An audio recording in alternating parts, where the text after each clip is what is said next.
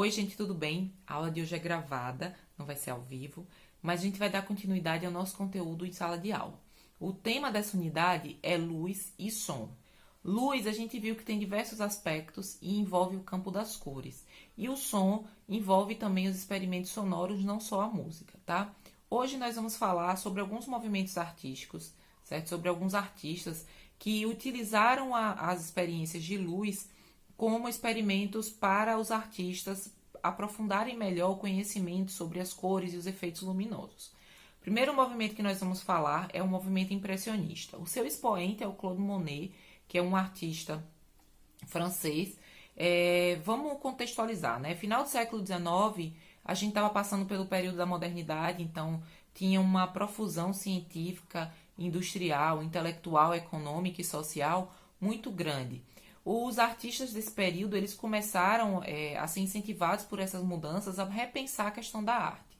O Monet, por exemplo, ele é um dos primeiros artistas que sai dos estúdios e vai pintar ao ar livre. Então, as telas elas diminuem de tamanho, claro, não o tempo inteiro. Tanto que os artistas do impressionismo têm telas muito grandes, mas, em geral, eles saem dos seus estúdios, vão pintar ao ar livre para fazer esses estudos dos efeitos luminosos, certo? O movimento impressionista prega que a pintura tinha que ser rápida para que eles conseguissem o melhor efeito luminoso possível.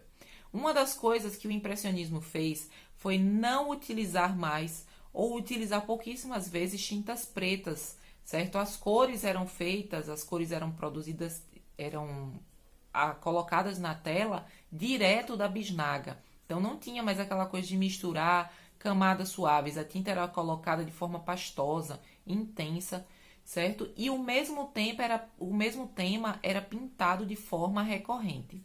Como assim de forma recorrente? Eu pintava uma árvore e eu ia voltar àquele local para pintar aquela árvore em diferentes horários, em diversas estações do ano. O movimento impressionista ele foi um dos primeiros a fazer isso, não que a ciência não tenha auxiliado a arte antes, mas nesse período foi muito importante para estudar os efeitos luminosos e como as cores elas se comportam a partir daí. Quando passa esse período do impressionismo, outras escolas e outros movimentos vão surgindo, a exemplo da Bauhaus na Alemanha.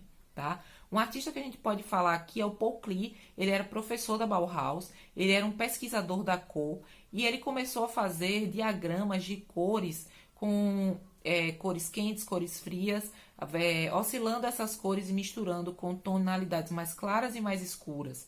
Tanto que ele criou obras bem específicas que vocês podem ver aqui, fazendo essas oscilações de cor, e esses diagramas eles se tornaram exemplo dentro da Bauhaus de como deveria ser estudada a cor.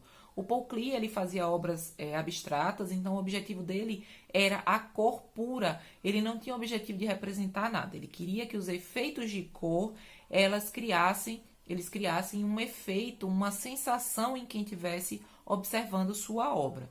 A Bauhaus ela é entre a década de 10 e a década de 20, quando, um pouco antes de começar a Segunda Guerra Mundial, a Bauhaus ela é fechada, mas até hoje a gente estuda vários efeitos de cor influenciados por essas pesquisas dos anos 10, dos anos 20 do século 20, certo?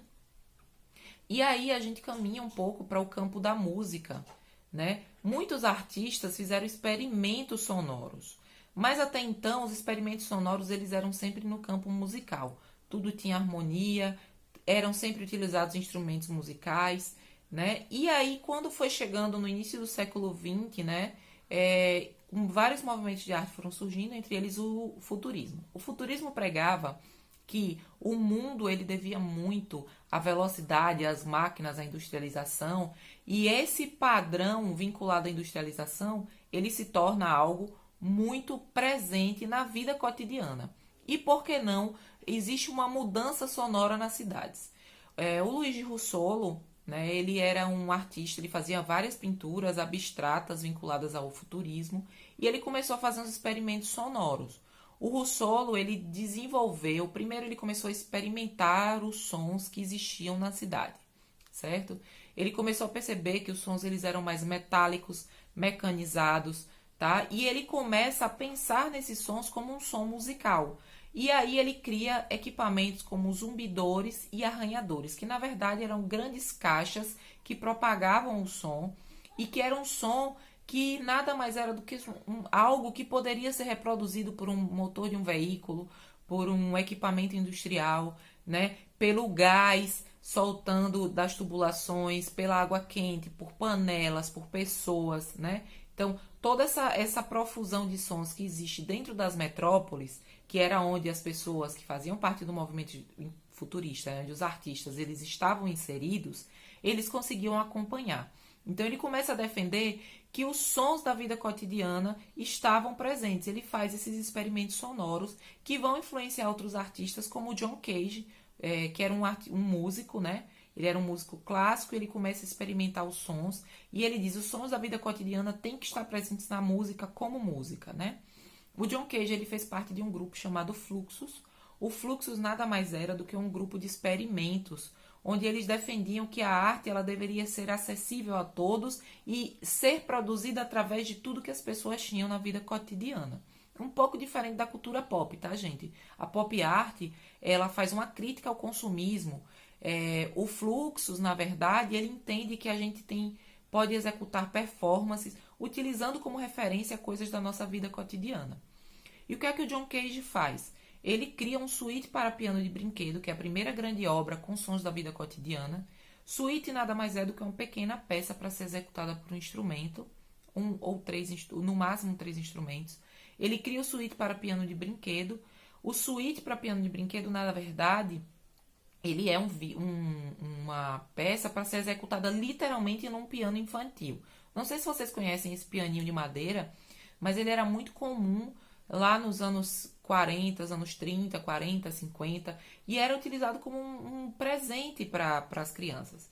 Então ele pega esse pianinho e ele começa a executar uma música. Nas suas apresentações ele transformou isso numa performance. Durante suas performances ele realizava essas apresentações no piano.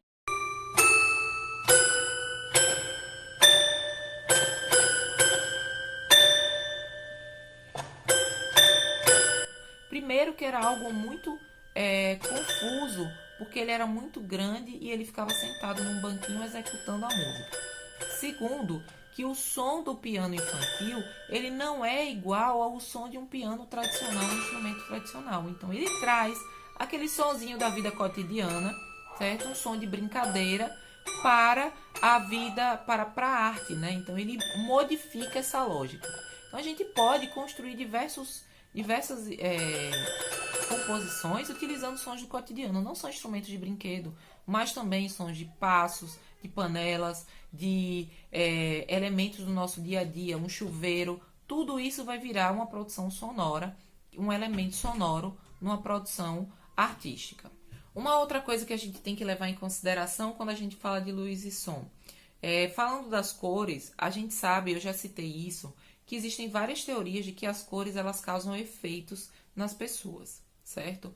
Uma das teorias é a cromaterapia, que trabalha as cores como efeito de cura. Então, cores diferentes, elas causam efeitos diferentes na nossa vida.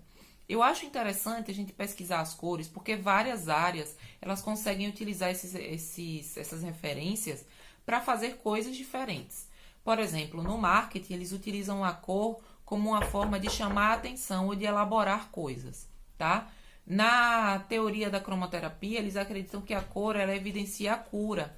E existem diversas outras teorias que utilizam as cores como forma de acalmar, de pensar na vida, de estimular, certo? Aqui no nosso material didático a gente tem algumas referências e eu vou deixar algumas coisas aqui para vocês verem.